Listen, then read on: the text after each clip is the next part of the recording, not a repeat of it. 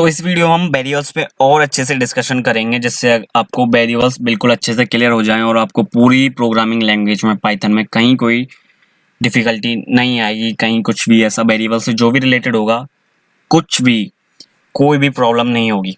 ठीक है, अच्छे से सुनना, जब जो मैं बोलता हूँ उसको अच्छे से सुनना बस, और देखते रहना कि मैं क्या कर रहा हूँ। आपको बिल्कुल अच्छे से क्लियर हो जाएंगे वेरिएबल्स, अगर आप बिगिनर्स हो तो।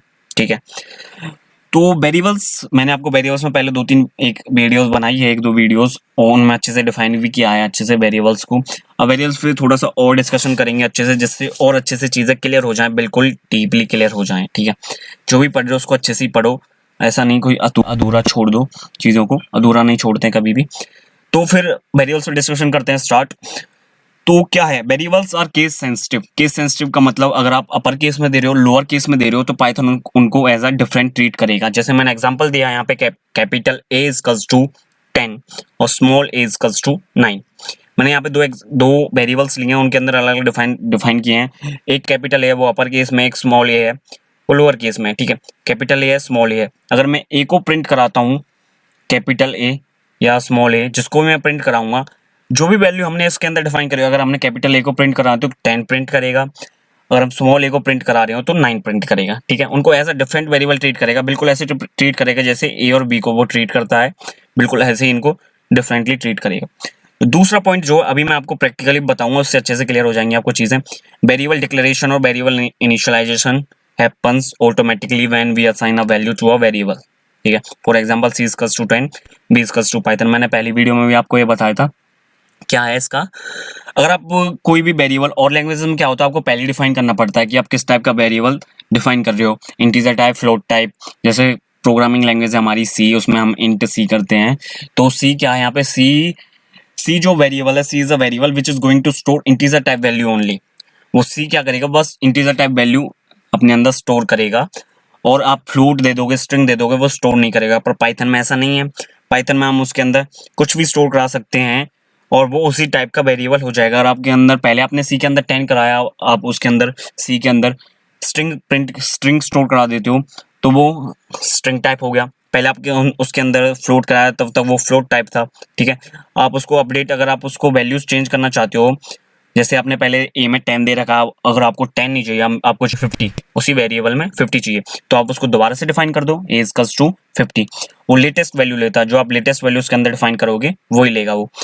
अब मल्टीपल वैल्यूज किस तरीके से डिफाइन कर सकते हो आप, जैसे यहाँ पे मैंने age 1, age 2, age 3 equals to 44, 56, 22। तो यहाँ पे क्या है, जो एज 1 लेगा वो असाइन करेगा 44, एज 2 क्या करेगा 56, एज 3 क्या करेगा 22। बिल्कुल ऑर्डर में डिफाइन करेंगे, जैसे जहां हमारा वेरिएबल और जहां वैल्यू होगी वही डिफाइन करेंगे। ठीक है, वही वैल्यू इसके अंदर असाइन होगी वेरिएबल के अंदर। Changing of the value can be done by reassigned. ठीक है, चेंज वैल्यू कैसे चेंज करेंगे, changing of the value can be done by reassigned. मैंने आपको बता दिया, ये अभी प्रैक्टिकली बताएंगे।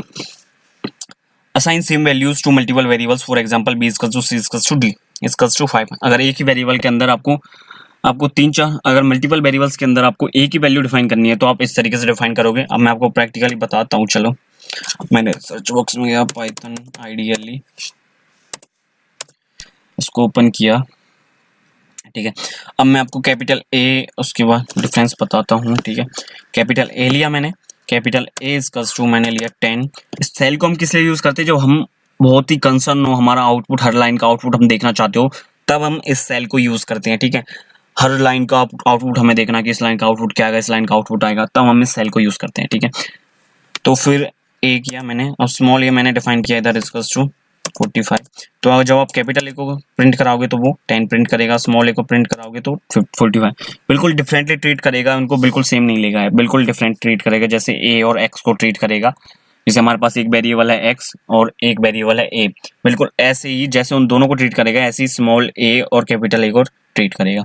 ठीक है, अगर आपको इसका टाइप पता लगाना है, जैसे आपको टाइप चाहिए, मतलब क्या टाइप है इसका, किस टाइप का वेरिएबल है, तो आप टाइप लिख के इधर उस वेरिएबल का नाम लिख सकते हो स्मॉल ब्रेसेस में, क्लोज, तो वो बता देगा आपको इन टाइप है। ठीक है, तो आपको और मल्टीपल वैल्यूज असाइन करनी है, जैसे मल्टीपल वैल्यूज असाइन करनी है एक ही लाइन में, मल्टीपल वैल्यूज असाइन करनी है मल्टीपल वेरिएबल्स में, सिर्फ एक ही लाइन में। वो किस तरीके से करेंगे, आप कोई भी वेरिएबल से ले सकते हो, जैसे मैंने वहाँ पे एज 1 2 लिया था, आप यहाँ पे ले सकते हो age 1 age 2 comma A3 equals to 44, बिल्कुल ऑर्डर में ही वैल्यू स्टोर होंगी जिस तरीके से आपका वेरिएबल डिफाइन है। एंटर। अब एज 1 को आप प्रिंट करोगे तो उसमें 44 प्रिंट होगा, क्योंकि 44 जो है फर्स्ट उस पे है, 56 जो है सेकंड पे है, 88 जो है 3 पे है। तो 44 एज 1 के अंदर, और आप ऐसे इनको प्रिंट करके देख सकते हो 44 एज 2 के अंदर 56। ठीक है, अगर आपको मल्टीपल वेरिएबल्स हैं उसके अंदर ए की वैल्यू डिफाइन करनी है सिर्फ एक ही लाइन में, तो वो किस तरीके से डिफाइन करोगे आप? बी इक्वल्स टू कब यूज करना, जब हमें ए की वैल्यू डिफाइन करनी है मल्टीपल वेरिएबल्स के अंदर। ठीक है, तब हम इसको यूज करते हैं इक्वल टू को, और इक्वल्स टू जो वैल्यू हमें 3 वेरिएबल्स के अंदर डिफाइन करनी है सिंगल लाइन में, हम उसको यहाँ दे देंगे 56। एंटर। अब आप बी को प्रिंट कराओ तो वो 56 प्रिंट करेगा, सी को प्रिंट कराओ, डी को प्रिंट कराओ, 56 प्रिंट करेगा। ठीक है, इस तरीके से आप मल्टीपल वेरिएबल्स में एक ही वैल्यू डिफाइन कर सकते हो, और मल्टीपल वेरिएबल्स में मल्टीपल वैल्यूज आप एक ही लाइन में इस तरीके से डिफाइन कर सकते हो। अब वेरिएबल्स 2 टाइप के होते हैं, वेरिएबल्स 2 टाइप्स के होते हैं, जैसे local variables and global variables. Python में सिर्फ 2 टाइप के वेरिएबल्स होते हैं, local variables and global variables. Variables जो हम फंक्शन के अंदर डिफाइन करते हैं वो होते हैं लोकल वेरिएबल्स, और जो हम फंक्शन के बाहर डिफाइन करते हैं वेरिएबल्स को वो होते हैं ग्लोबल वेरिएबल्स। ठीक है, और लोकल वेरिएबल्स को हम फंक्शन के बाहर यूज नहीं कर सकते, पर हम ग्लोबल वेरिएबल्स को हम थ्रू आउट द प्रोग्राम कहीं भी यूज कर सकते हैं ग्लोबल वेरिएबल्स को। देखते हैं, हम प्रैक्टिकली देखते हैं। पाइथन ELD खोलता हूं मैं। अब मैंने एक फंक्शन डिफाइन करता हूं, मैं फंक्शन डिफाइन किया, डिफाइन सम फंक्शन मैंने एक डिफाइन किया, कॉलन फंक्शन हम आगे डीपली डिस्कस करेंगे, बस आप समझो ये जो डिफाइन DEF है ये कीवर्ड है, और सम मैंने यूजर डिफाइन एक फंक्शन बनाया है। ठीक है, इसके अंदर मैं अब 2 वेरिएबल्स डिफाइन कर रहा हूँ, A equals to 10, B equals to 20, और मैं इसको सम प्रिंट करा देता हूँ A प्लस A और B का सम, A प्लस B, और फिर मैं इसको प्रिंट करा देता हूँ प्रिंट C। ठीक है, अब मैं सम फंक्शन को कॉल कराता हूँ, सम फंक्शन को मैंने कॉल कराया तो उसने मेरे को 30 प्रिंट दे दिया, सम दे दिया। ठीक है, अगर मैं इसको प्रिंट कराना चाहता हूँ, पहले मैं देखना चाहता हूँ कि A की क्या वैल्यू थी और B की क्या वैल्यू थी, जो सम हमारा 30 आया, मेरे को A और B की वैल्यू देखनी है। प्रिंट, अब मैं A को प्रिंट कराना चाहता हूँ तो प्रिंट नहीं होगा, क्योंकि वो फंक्शन के अंदर डिफाइन है। ये क्या इंडेंटेशन है, अगर आपको जो आपकी पहली लाइन है उसके अंदर थोड़ा सा भी स्पेस है, जैसे यहाँ पे स्पेसेस हैं, 3-4 स्पेसेस हैं, 4 स्पेसेस होते हैं ये। ठीक है, तो 4 स्पेसेस हैं, ये इसके अंदर है, डिफाइन है। इंडेंटेशन हम आगे डिस्कस करेंगे अच्छे से, आप बस इधर समझो। अगर ये इसके अंदर हल्का सा भी, जो पहली लाइन है उसके अंदर जो दूसरी लाइन होगी हल्का सा भी उसके अंदर है, तो इसका मतलब वो उसके अंदर डिफाइन है। ठीक है, उस फंक्शन या उस कंडीशन के अंदर डिफाइन है। ठीक है, तो जो A है वो किसके अंदर है, फंक्शन के अंदर है, सम फंक्शन के अंदर है। तो वो क्या हो गया, फंक्शन के अंदर कौन से वेरिएबल्स डिफाइन होते हैं, लोकल वेरिएबल्स, और लोकल वेरिएबल्स को हम अगर बाहर एक्सेस करना चाहते हैं तो उनको एक्सेस नहीं कर पाएंगे, इसीलिए तो वो लोकल वेरिएबल्स है, जब उनको बाहर नहीं कर पाते। ठीक है, हम जो लोकल वेरिएबल्स हैं उनको सिर्फ अंदर ही यूज कर सकते हैं, सिर्फ अंदर ही डिफाइन करेंगे, अंदर यूज करेंगे, और बाहर नहीं कर सकते। ठीक है, तो अब हम देखते हैं ग्लोबल वेरिएबल्स, देखते हैं ग्लोबल वेरिएबल्स। मैं इसमें पहले 2 वेरिएबल्स डिफाइन कर देता हूँ, A इक्वल्स टू 10, ठीक है, B इक्वल्स टू 45, एंटर। अब मैं यहाँ पे एक फंक्शन बनाता हूँ, जो DEF है हमारा एक कीवर्ड है, प्री डिफाइंड कीवर्ड है। जब भी हम कोई फंक्शन डिफाइन करते हैं तो इसको यूज करते हैं, आगे हम इसको डिस्कस करेंगे अच्छे से, बस यहाँ पे आप एग्जांपल के थ्रू समझिए कि लोकल वेरिएबल्स और ग्लोबल वेरिएबल्स क्या होते हैं। अब मैं इसके अंदर फिर से एक सम फंक्शन बनाता हूँ, सम फंक्शन मैंने बनाया कॉलन। ठीक है, अब मैं इसके अंदर सीधा प्रिंट करा दूंगा C, इसके अंदर मैं सीधा सम लिख के A प्लस B, क्योंकि मैंने वेरिएबल्स तो पहले डिफाइन कर दिए हैं और B, और उनका सम प्रिंट करा देता हूँ मैं इधर, प्रिंट C। ठीक है, अब मैं सम को कॉल करता हूँ, सम फंक्शन को कॉल करता हूँ, सम,